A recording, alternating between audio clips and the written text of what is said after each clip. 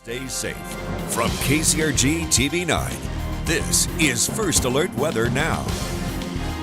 Hello and welcome to the Monday evening edition of First Alert Weather Now for another week. I'm meteorologist Thompson. And I'm meteorologist Hannah Messier. Coming off the holidays, yes, it's a full week of shows here on First Alert Weather Now. First off, we've taken a couple of nights off over the past couple of weeks, but we're back on track again. Ready for the new year. Indeed, and we are ready for cold, I hope, because it's going to stay on the chillier side for at least a handful of days. We'll get into more detail about that in just a little bit too. We will, and there's a chance for snow. That's why we're waving the snowflake wand. That's what Hannah brings to the show here, and yeah, exactly, a little bit of cheer there too. We're going to take a look back at another storm system in a little bit, but first what you need to know as well is looking ahead toward a quiet night. Temperatures will actually turn fairly chilly again as the skies are clear out there, but eventually clouds build in and it leads to a couple of days of some sunshine, some clouds, a little bit of variation over the next several days. Now, as Hannah mentioned, there is that chance for snow that arrives on Friday. At this point, it's looking like a fairly slight chance, but Hannah will get into the details of what could come with that in just a little bit. Independent City Cam right now, still a little decorated for the holidays, but still showing temperatures in the teens with 18 degrees in Independence and 20 in Iowa City. Winds are out of the north or northwest, still between about 5 to 15. That's making it feel more like 8 in Manchester, 3 in Charles City. That's warm as 17 in Oskaloosa, or 21 in Prairie du Chien, where the winds are a little bit lighter at this hour. Now, everyone's going to see those winds turn a little bit lighter in the next 24 hours. Leads to not as severe of a wind chill by the time you wake up on Tuesday, but still on the cooler side, and you will want to dress warmly if you're headed out this evening as temperatures slide through the teens all the way into the single digits in a few cases by tomorrow morning. Typical sort of stuff though. This is early to mid-January.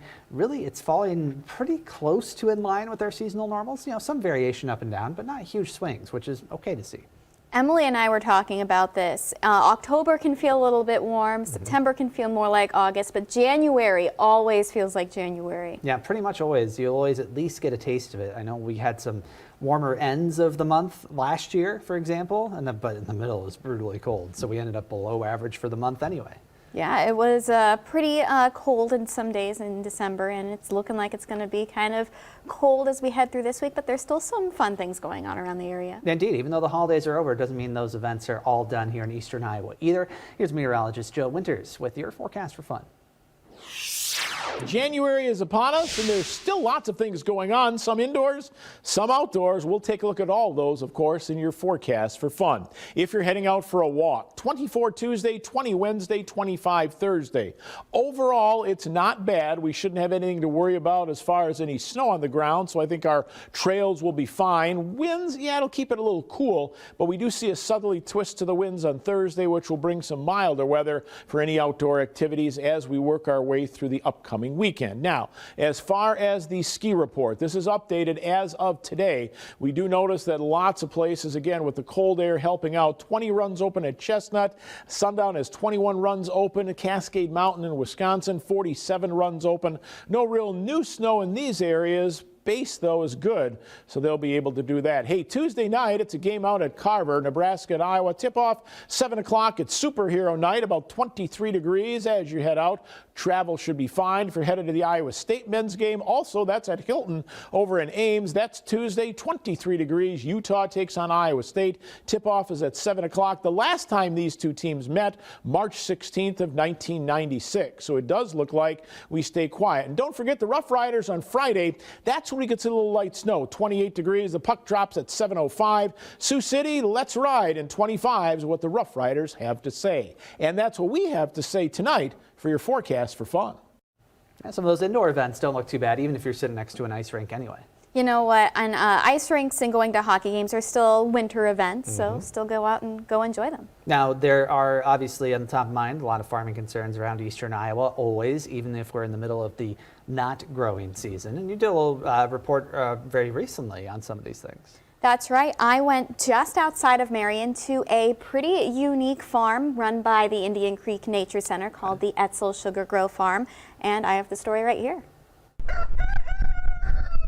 From chickens to honeybees, the Indian Creek Nature Center's Etzel Sugar Grove Farm cultivates a multitude of crops and goods. We have potatoes and garlic, delicata squash we started this year that was really popular. We've sold out of the delicata squash, kale, tomatoes, basil. The 120-acre farm was donated to the Indian Creek Nature Center in 2016 for the purpose of helping Iowa's agriculturalists think beyond the cornfields. One of the biggest things that goes into sustainable or regenerative agriculture is the diversity component. So we have chickens, which create like manure and bedding that can go back into the farm fields to improve soil health. We have honeybees, which we get honey from, but they're also pollinating the crops. Showing farmers across the Hawkeye State a new way of cultivating their acres is critical for the future of Iowa agriculture. If you've been planting corn your whole life, you already know how to do that. There is a working model for that. So helping people maybe explore some of these other things they can do, like how do you keep chickens? How much space does a chicken need? What kind of time does it take to be a beekeeper? What kind of equipment do you need? To further Etzel's mission, a new workshop is being built which will provide more space and shelter for equipment, volunteers, and goods. The far end of the building there has what we call a pack shed. So it has running water in it that you can wash your eggs. It has, or wash your produce if you're going to do that. You need to wash your storage bins. It's going to have refrigerators in it that we can store the eggs, store the vegetables. The workshop will be completed in just a few months, just in time for volunteers to begin planting next year's crop. In Marion, meteorologist Hannah Messier, KCRG TV9 News. Now, your First Alert forecast with meteorologist Hannah Messier. Your First Alert has all green boxes highlighted on it. Even though it won't be a very impactful 24 hours, it will be a cold 24 hours. Seasonally so, though. Temperatures are in the teens and 20s this evening. It feels like the single digits and teens across the area. It feels like 8 in Cedar Rapids, feels like 6 in Washington. But that being said, it's a pretty clear night. You can even see a little star up in the sky in the Cedar Rapids city cam. Here we have those clear skies on the satellite and radar. Some clouds well off to the southeast in Illinois, but our area nice and clear. That is in part thanks to a high pressure system impacting the Midwest, keeping things a little bit quieter. Overnight tonight, temperatures in the teens and single digits. 7 in Charles City, 11 in Prairie du Chien, and 8 tonight in Washington with a partly cloudy sky. Highs tomorrow rising into the 20s. 22 in Decorah, 23 in Tama, 23 in Dubuque, and 25 in Iowa City. That is just still a little bit below average for the beginning of January. We should be in the mid to upper 20s. So for tonight, we have that partly cloudy sky. A couple of clouds do come in as we head into Tuesday morning, but we should still see some pockets of sunshine in between these clouds with winds coming out of the north. Headed into Tuesday evening, we have a partly cloudy sky. Most of the week looks pretty dry on Wednesday. It's pretty dry on Thursday as well. However, watch what happens beginning Thursday evening. A line of some snow showers starts to move in to the Hawkeye State, and we could see late Thursday night into Friday morning some little chances for some snow showers. As we look at the temperatures, it is still going to feel pretty cold for the next several days. Seasonally cold air seeps into eastern Iowa for the end of the weekend and for the end of the week into the weekend. In terms of your 9-day forecast, next couple of days staying in the 20s with that mix of sun and clouds. There's that slight chance for snow showers Thursday night into the day on Friday with highs again in the upper 20s and low 30s this weekend into next week. So like you said earlier, Corey, it's pretty seasonal for January, and fortunately that means it's cold. Yeah, far from records for sure. We can know how cold it can be this time of year, but that little up and down between about 20 and 30, yeah, it's doable. And with some sun mixed in too, like we saw today, that's not bad at all. It's actually pretty nice for January. Exactly. We know what it can be. And we know what this type of weather can do around eastern Iowa as well. Rain, snow, ice, whatever it may bring this time of year. This date, 36 years ago, well, we were dealing with some of that. In fact, all of it all together. It was a storm system that brought primarily ice and snow, and it caused a bunch of headaches around the area. Now, this came on the heels of another system that was in late December and another one that actually came just a few days later. And it was a multi-day stretch here in eastern Iowa, the 5th, the 6th, and the 7th, where we saw some of those impacts. Now, the snowfall with this system was pretty limited in terms of its overall amount, traced to 1 inch for the areas here in white, which includes most of the TV9 viewing area, and 1 to 3 inches stretching from near Cedar Rapids up through Dubuque and those areas into southern Wisconsin too. Now, there were other impacts, like we said, some freezing rain fell in particularly the northern half of the state. That's a little harder to get exact wide records like we can for snow, and so that's why we have this map instead of that. But in terms of its impacts, even that small amount, as we often emphasize around here, can cause those big deals. And we saw those icy roads, strong winds cause some travel trouble. Now, KCRG TV9's Dave Franzman reports on those initial impacts from the ice and snow that affected us here in eastern Iowa.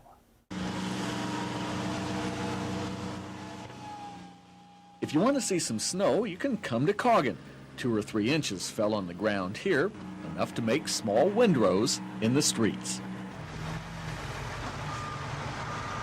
For Linn County snowplow drivers, it was time to load up the ammunition and do battle out on the roads. Driver John Butler says he fought the ice before, but he almost feels like he's earning his money for the first time this winter. This is more like typical Iowa winter weather, and he prefers plowing snow to scraping ice. Ice has been terrible. I'd rather have all snow than this ice. This isn't fun at all to work. Driving back roads can make you a bit nervous, but authorities investigated relatively few accidents. Most fender benders actually happened during the ice storm Thursday. The snow improved traction. Now, 2 or 3 inches of snow, even with some freezing rain, isn't a lot by Iowa winter standards. But one thing you quickly learn about winter driving in the Hawkeye State is don't get cocky. If you didn't like the weather, all you could do was gripe and scrape.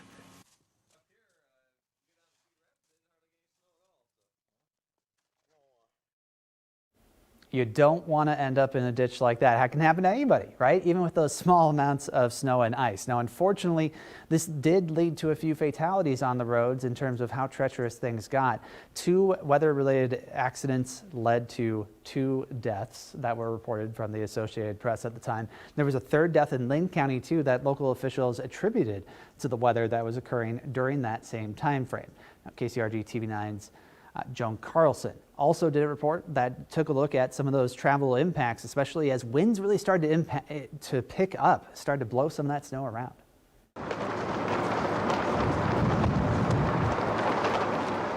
Stay home by the fire. It's not nice at all. Kind of miserable. Really miserable. That's the best way I can think of.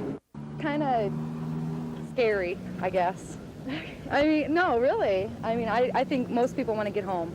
Tonight, even 5 seconds outside is 5 seconds too long. We knew the cold was coming. Truck driver Nancy Hancock drove through Sioux City today and got a taste. Good luck. I'm glad we're going home. While some prepared ahead by scraping and shoveling today, shoppers swarmed hardware stores, stocking up on salt and sand, but it couldn't stop the patchy ice from causing car crunches across eastern Iowa tonight, like this one in southeast Cedar Rapids. It's icy out there. It's slick. And the wind, 50 miles an hour in some areas. If you think it feels cold right now, and I hope you haven't had the chance to feel that yourself, it's only going to get worse tonight. 40 degrees below zero wind chill in some parts of eastern Iowa. In Cedar Rapids, Joan Carlson, TV9 Eyewitness News.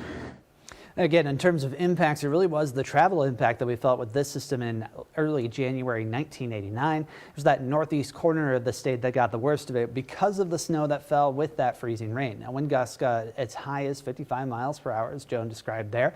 That blowing and drifting caused more trouble. And unfortunately, like we said, 3 deaths attributed to this. Now, on the warm side of this storm system, one little note of interest, down in southeast Illinois, there was a handful of tornadoes. Now, pretty far south, about the same latitude as St. Louis, but still that far north this time of year is unusual, especially the strength. An F4 tornado hit a small town in southeast Illinois, causing devastation there as well. Yeah, whenever you have to deal with ice and snow both in one system, it's never a good sign. Luckily, we don't have that in your 9-day forecast. One thing we do have in the 9-day forecast, though, is we are actually gaining daylight. Now, in the winter solstice a couple of weeks ago, we had 9 hours, 7 minutes, and 7 seconds of daylight. But tomorrow, we're going to have 9 hours, 17 minutes, and 38 seconds of daylight, which means between the winter solstice and tomorrow, we've gained 10 minutes and 31 seconds of daylight. It's not a huge number, but it is something, and we will continue to gain daylight through the next several months. Now, we also are going to be pretty cold, though. Wednesday looks to be the coldest day in your 9-day forecast, and this is what it's going to feel like. In the morning, we'll likely have wind chills in the single digits below 0, so Wednesday morning especially, you're going to need to bundle up. And then in the afternoon on Wednesday, even though the high 20 degrees, because of those winds at up to 15 miles per hour, it's going to feel like the teens in the afternoon and evening. Now, we've mentioned it a few times, but there is that slight chance for some snow showers on Friday. Most of the week nice and dry, but we're going to start to see a line of snow showers develop really on Wednesday night in the Dakotas, and that's going to move to the southeast, bringing us some slight snow showers to the area Thursday night and into the day on Friday. And lastly, as we head into the weekend, it's going to be fairly seasonal. Highs in the upper 20s and low 30s with that mix of sun and clouds, very dry conditions. And I suspect that if we had more snow in our forecast, these temperatures would be lower, because when you have more snow on the ground, it can get pretty cold. So if you don't want to see the cold temperatures, we're going to want to see more of that dry 9-day. But the snow is kind of pretty. I like the snow we got last Thursday. Yeah, it did liven things up a little bit for winter fans. And we've seen some of those scenes from just south of here where they got that heavy snow. And it looked like at least they were finding some ways to, aside from the digging out, to have a little fun, at least in those places that don't always get the snow. I mean, if you have to have a foot of snow or more, then you might as well have fun with it. I suppose you're right. Thank you for joining us tonight on First Alert Weather Now. We'll be back again tomorrow night, same place, same time. Have a good night.